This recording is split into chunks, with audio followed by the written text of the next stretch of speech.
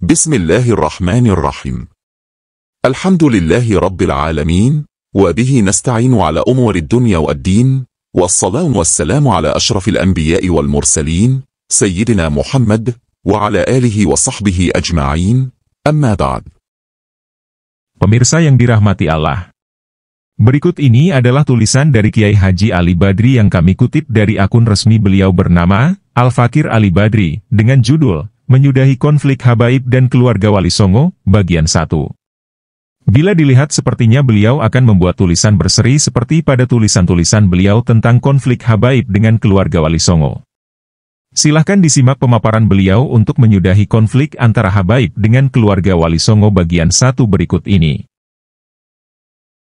Ketika saya berpidato pada acara debat Banten beberapa hari yang lalu, di hadapan Habib Hanif Alatas, saya curhat soal perlakuan RA, atau Robitoh Alawiyah, dan oknum habaib terhadap saya, ketika mendirikan Perhimpunan Keluarga Keturunan Wali Songo. Bahkan saya mengkritik statement mertua beliau, yaitu Habib X, tidak saya tulis nama khawatir diblokir oleh pihak FB, yang telah menyebarkan cerita hoax di publik. Bagian ini terputus dari live streaming karena jaringan internet, insya Allah nanti akan ditayangkan lagi dari rekaman kamera.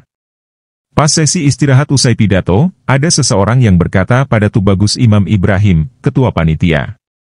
Kenapa Kiai Ali Badri tidak tabayun dengan Habib X? Kok malah bicara di publik? Dengan cerdasnya Tubagus Imam menjawab. Antum kebalik, mestinya antum katakan itu ke Habib X. Kenapa beliau dulu tidak tabayun ke Kiai Ali Badri? Beliau asal bicara di publik tentang Kiai Ali Badri. Orang itu pun bergumam, iya juga ya.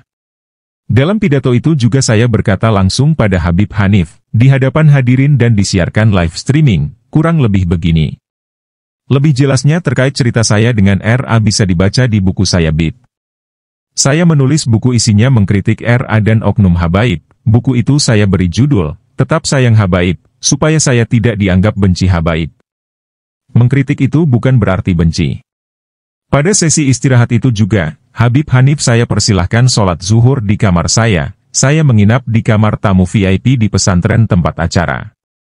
Setelah sholat, saya pun menyerahkan 2 buku Tetap Sayang Habaib pada beliau, untuk beliau dan untuk mertua beliau, foto serah terima hadiah itu pun difoto dan saya upload di FB ini.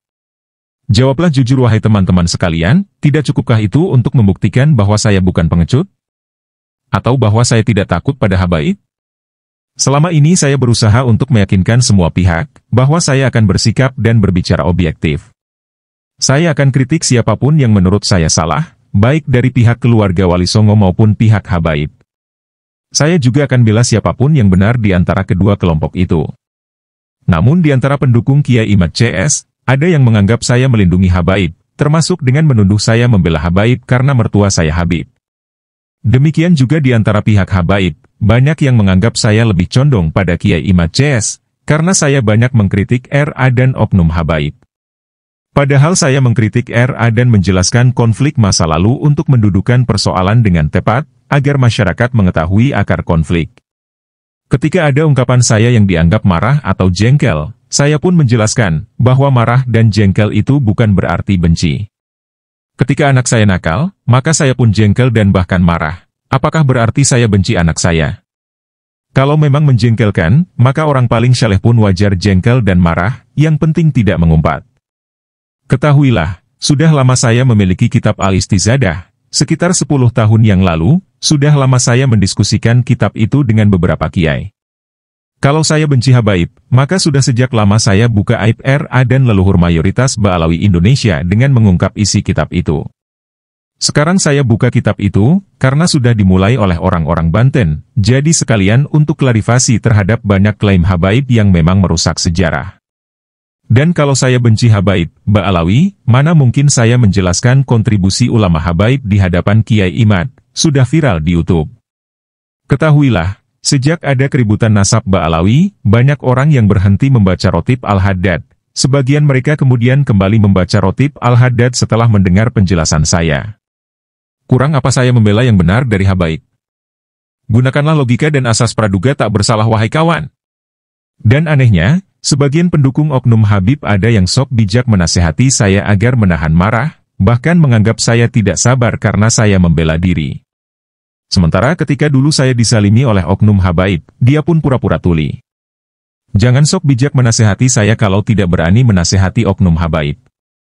Ibaratnya, ketika oknum habaib mengeroyok dan memukuli saya, si bijak itu hanya menonton saja.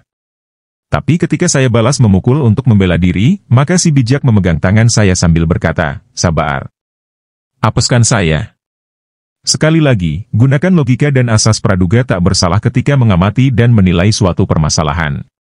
Kalau Anda terlanjur terprovokasi dan percaya dengan fitnah, maka buku berjilid-jilid pun tidak akan membuat Anda memahami permasalahan, karena orang yang terprovokasi itu kembali menjadi orang bodoh seperti waktu mulai belajar abad asta.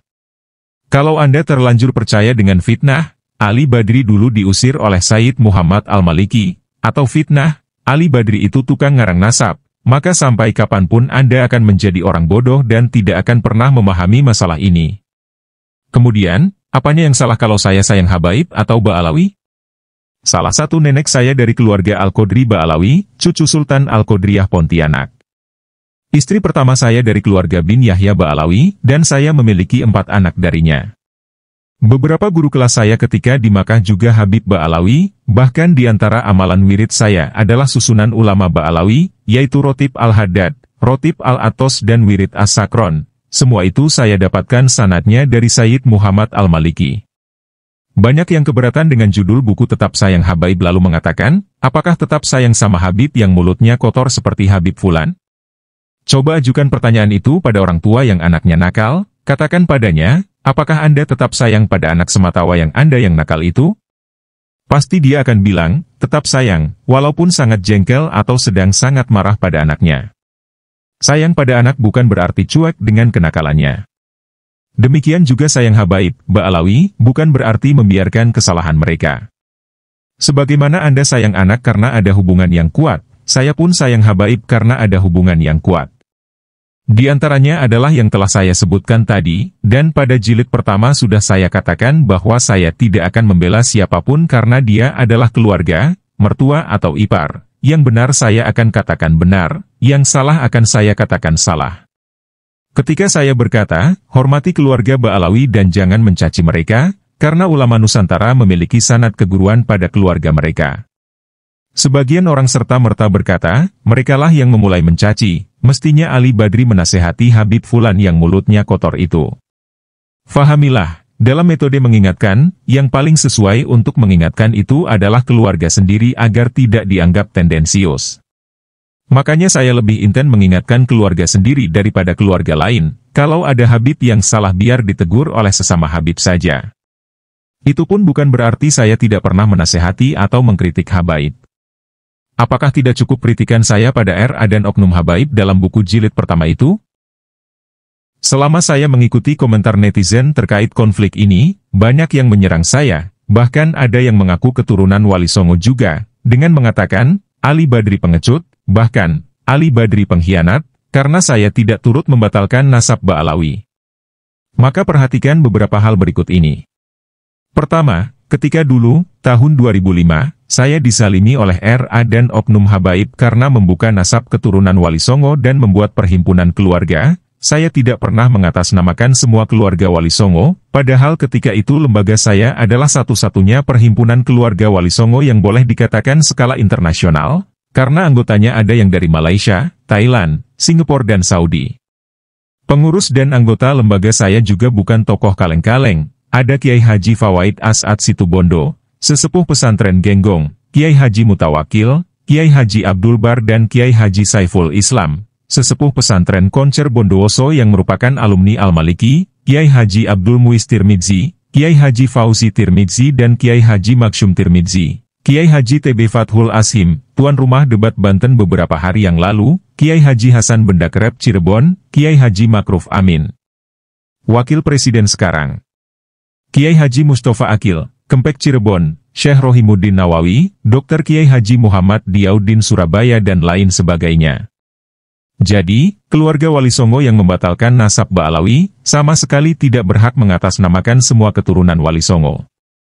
Makanya pada akhir debat Banten kemarin, ketika ada peserta debat yang berkata, keluarga Wali Songo akan menindaklanjuti dengan menemui RA terkait debat nasab Ba'alawi, saya langsung protes dengan mengatakan, jangan mengatasnamakan keluarga Wali Songo, karena faktanya tidak semua keluarga Wali Songo membatalkan nasab Ba'alawi. Bersambung.